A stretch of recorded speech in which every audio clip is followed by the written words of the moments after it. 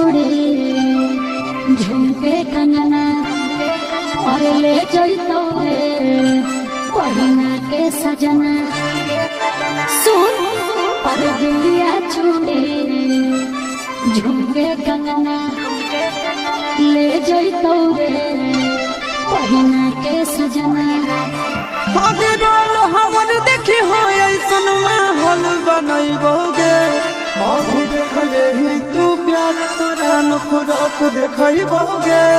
तोर ढोल बियाह के बदला हम पिस्ताल चलैबोगे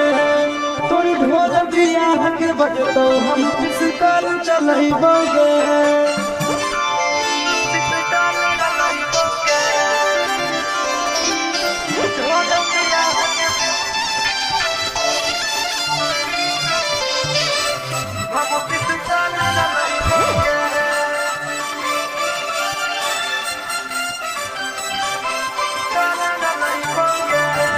तो मोरी बिन के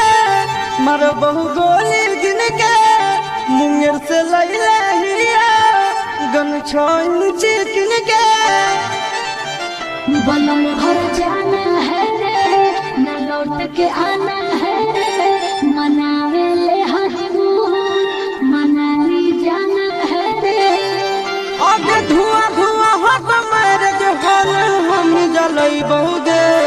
तू देखनी हमर प्यार तोरा नफरत देखैबोगे तोर ढोल बियाह के बदला हम पिस्ताल चलैबोगे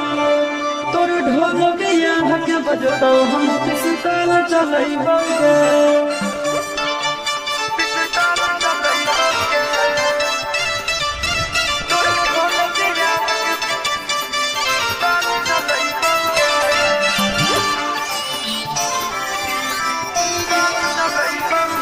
जेकर से शादी होता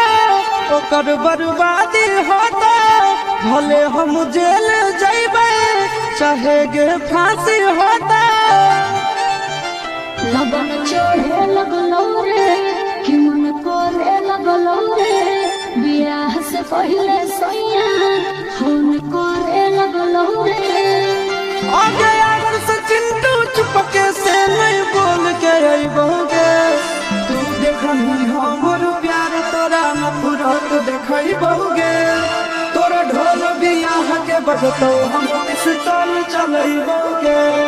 तोर ढोल बियाह के बजतो हम पिस्ताल चलैबोगे धुआं धुआं हो जाएगा बाबू।